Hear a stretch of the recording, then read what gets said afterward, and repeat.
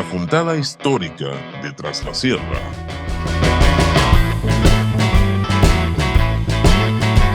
Diego Zavalla.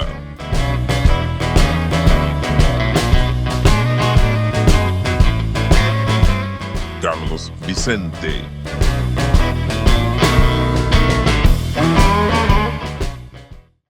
Bueno, bienvenidos a este espacio, a este podcast que hemos armado. Estoy con el profe Diego Zavalla. Mi nombre es Carlos Vicente, también profe. Y charlando con Diego, que somos amigos hace tiempo, ha sido mi profe en la formación docente, decidimos buscar una manera de contarle a la gente de qué se trata lo que se viene ahora en los próximos días.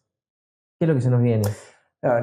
Se celebra la fundación de nuestra ciudad el 21 de abril de 1853 como punto de inicio de nuestra cultura, de nuestra historia. Y está bueno que tratemos de analizar, de conocer y de aprender a qué se debió todo esto, por qué se funda, por qué se crea nuestra ciudad. Y eso es lo que estábamos charlando y siempre es bueno ubicarse en contexto, o sea, ubiquémonos en 1853, en esa fecha, el valle Tras la Sierra, era muy distinto. Era muy distinto, obviamente. O sea, si hablamos de población, tenemos que tomar el único registro confiable y oficial de la época, que vendría a ser recién el censo de 1869, que dice que acá en la zona había aproximadamente 14.000 habitantes. Suponemos, y no nos vamos a equivocar tanto, de que para abril de 1853, aquí en la zona, en todo lo que sería el departamento San Alberto y el departamento San Javier, que en ese momento eran un solo territorio, se calcula que aproximadamente entre 2 y 13.000 habitantes había, todos dispersos. Una densidad de población menor a 2 habitantes por kilómetro cuadrado. La mayoría eran familias numerosas, familias con muchos hijos, pero muy dispersas, que muchos hacían el ejercicio del control de la tierra que venía de la época de la colonia, ¿no es cierto? La Iglesia Católica tuvo mucho que ver con estos primeros asentamientos, no solamente en lo que sería la actual Villa Dolores, sino podríamos nombrar Nono, sin ir más lejos, que era una zona de tránsito, de paso, ¿no es cierto?, o de posta en viajes, ¿no es cierto?, para lo que sería Córdoba capital. Pero para entender también de que acá había gente, de que había potencial económico, de que había recursos hídricos, tenemos que contextualizar cómo era Córdoba y cómo era Argentina políticamente en esa época. Y todo había cambiado luego del 3 de febrero de 1852, luego de la batalla de Caseros, cuando Rosas es vencido por Justo José de Urquiza. ¿Por qué? Porque el Partido Federal, que gobernó durante varias décadas en varias provincias, se tuvo que redefinir. Y aquí en Córdoba, el 27 de abril de 1852, es depuesto el gobernador que existía en ese momento, que era Manuel López, y es nombrado Alejo Carmen Guzmán. O Alejo Carmen del Guzmán, que ese era el nombre correcto que tenía en esa época, pero que nosotros por nuestra idiosincrasia se lo quitamos. Este gobernador es muy importante para tener en cuenta porque es una persona que, si bien era federal a la hora de gobernar, empezó a implementar medidas de corte liberal. ¿Qué significa esto? Empezó a reorganizar el Estado cordobés, como lo estaban haciendo a nivel nacional. ¿Y qué es organizar o reorganizar? Es algo simple: demarcación de límites provinciales, reformas tributarias para acrecentar el erario público, creación de leyes como por ejemplo la libertad de prensa, y una importantísima que es la fundación de villas para que el Estado esté presente políticamente a la par del acompañamiento de la Iglesia Católica, que en ese momento tenía mucha fuerza y mucha influencia, y más que nada en nuestra zona, que pertenecía a lo que era el curato de San Javier, creado en 1783, y que bajo esa denominación va a existir hasta 1858, momento en el cual se va a separar el curato en lo que va a ser los actuales departamentos San Alberto y San Javier. Exactamente. Todo esto para entender la firma de los decretos de fundación de Alejo Carmen Guzmán del 21 de abril de 1853. Un contexto que, a ver, hay que entender que el Valle de Tras la Sierra, como estábamos diciendo, no estaba deshabitado, incluso en tiempos de la colonia había tenido económicamente una gran importancia porque estaba integrado a lo que era la economía del virreinato. Ya en tiempos de las Provincias Unidas del Río de la Plata había perdido un poco ese esplendor y en un país que se estaba organizando, que todavía no sabía bien qué rumbo o qué rol económico iba a tener en la economía mundial también, internamente a este valle como que no encontraba su lugar. Por eso también la necesidad de esa organización. La presencia del Estado lo podemos ver en algo tan simple, en algo simple, mejor dicho. Cuando se crea el curato de San Javier en 1783, el obispo de aquel entonces, ¿qué es lo que considera? De que tanto el obispo, como un sacerdote, no puede estar presente físicamente acompañando a los feligreses, a los Claro. católicos de la zona. Entonces, ¿por qué? Por algo tan simple como la no existencia de caminos. Organizar un Estado significa crear caminos, crear villas, crear recursos y el manejo del agua. Y por eso es que se decreta la fundación de villa, de lo que sería una villa, el 21 de abril de 1853, firmado por Alejo Carmen Guzmán.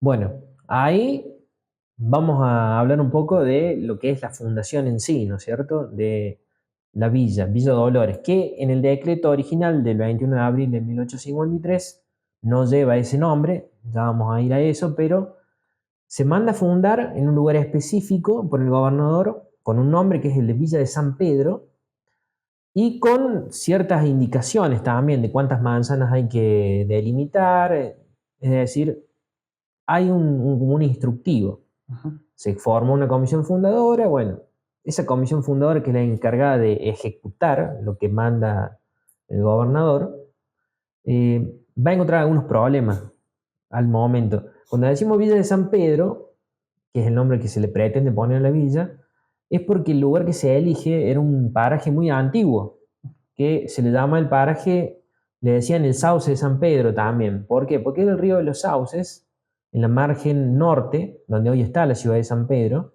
Ese era el lugar elegido en primera instancia y el que reza el decreto que firma el gobernador. Ahí los problemas surgen porque en los vecinos va a haber desacuerdos en cuanto a la delimitación, porque había que seccionar algunas propiedades, entonces dicen, bueno, vamos a cambiar el lugar.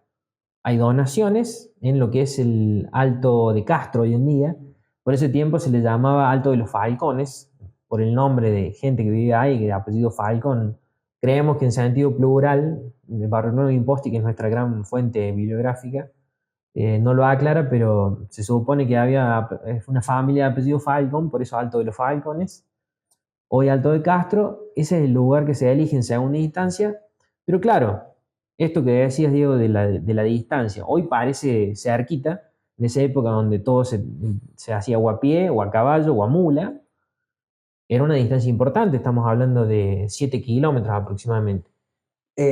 También es bueno acotar de que el cumplimiento del decreto, que lo hablamos hace un rato, o sea, hay que cumplir con el decreto porque es prácticamente una ley firmada. Entonces, Claro, para no entrar en polémicas, es que se realiza lo que vos estabas describiendo, porque había que tratar de respetar el espíritu del decreto ley establecido por el gobernador Guzmán. claro, había un trazado que se dictaba. Entonces, como no se logra hacer en el primer lugar, se busca otro. Pero ¿qué pasa? Surge esto de la distancia. Dicen, no, bueno, pero vamos a terminar fundando una villa en un lugar muy lejano al que se iba a hacer en primera instancia. Entonces se busca un lugar intermedio y surge la donación que hacen algunos vecinos, donan terrenos y algunos pesos también para iniciar la construcción, porque había que construir una iglesia. Y se elige lo que es el Paso del León, que es el lugar donde está hoy actualmente la ciudad. Es decir, se ha expandido, pero allí fue donde surgió y donde sigue existiendo. Hablamos de lo que es la calle Alejo Carmen Guzmán lleva ese nombre hoy en día del gobernador que emitió ese decreto. Tuvo otros nombres, calle Rioja, por ejemplo, pero es una calle que pasa por el costado este de la Plaza Mitre, la plaza principal de la ciudad. Ese es el nombre, perdón, ese es el lugar definitivo donde se termina asentando la villa. Como para ir redondeando y para no esquivar a las polémicas, el nombre. ¿Por qué se debe el nombre de Villa Dolores? Que por ahí es una pregunta que nos podemos generar. Sí, es una pregunta que siempre surge. ¿Por qué el nombre de Villa Dolores? Incluso surge a veces desde el desconocimiento, pero también los que van y leen un poquito en la historia de Barrio Nuevo Imposta dicen por qué Villa Dolores si era Villa de San Pedro en un principio. Es decir, el gobernador manda formar una villa con el nombre de Villa de San Pedro. Después, como se cambia de lugar a la villa que de facto, digamos, existía en donde es San Pedro hoy en día, ahí ya había un caserío, había una iglesia. Más adelante se le otorga el estatus de villa y se la nombra Villa de San Pedro. Entonces, la villa que estaba surgiendo en el Paso del León se queda sin nombre de alguna forma. Es ahí que entra en juego el cura Brizuela, el presbítero Brizuela, que desde 1851 estaba aquí en la zona, ¿no es cierto?, haciendo su tarea pastoral. Sí, prácticamente casi toda esa década de 1850 trabajó en la zona, aparentemente era muy querido por los feligreses. Él trae en algún momento en que es nombrado cura y vicario en La Rioja. No hay precisiones, Barrio Nuevo Imposta y no lo aclara, pero en algún momento entre que él estaba acá y antes de irse para allá, trae desde La Rioja una imagen de la Virgen de los Dolores. Nuestra Señora de los Dolores es una imagen adorada dentro de lo que es la religión católica. Tiene muchos devotos, principalmente en lo que es Latinoamérica. También en España, Italia, pero principalmente en Latinoamérica. Sí. Tampoco tenemos conocimiento en qué contexto el cura se hace de esta imagen, pero decide traerla, la coloca en la iglesia, que había sido recientemente inaugurada en 1858. Sí. Y dice Barrio Nuevo Imposta que ya para 1860 la denominación de Villa Dolores o Villa de Dolores ya era común, ya estaba difundida. Así que eso es lo que sabemos del nombre de Villa Dolores.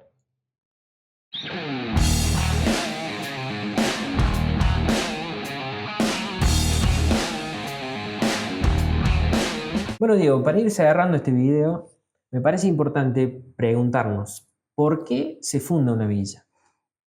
Creo que el lunes que viene, el lunes 21 de abril, tenemos que tener en cuenta que se funda una ciudad o una villa como puntapié inicial de la historia de una comunidad. Se funda una ciudad como también inicio de nuestra cultura, de nuestro sentido de pertenencia, de el punto inicial de el cuidado de nuestro patrimonio, de nuestra idiosincrasia. Se funda una ciudad por cuestiones económicas, por cuestiones políticas o religiosas, pero más que nada es por, creo yo, el sentido de pertenencia de toda una comunidad.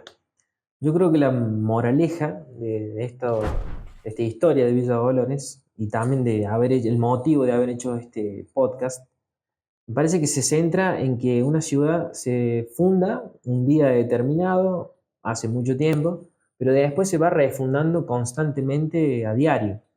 Hay gente que elige esta ciudad para vivir y llega y da su aporte, hay gente que se va y vuelve cada tanto ahí por la nostalgia o por la familia que deja. Entonces me parece que es una forma de comprender cómo una ciudad, que es como un organismo vivo al cual todos aportamos algo, se va construyendo constantemente. Así que me parece que eso es lo que podemos reflexionar al respecto. Así que este ha sido este video, reconstruyendo de algún modo, rescatando lo que es el origen de Villa Dolores. Nos esperamos en algún momento nuevamente.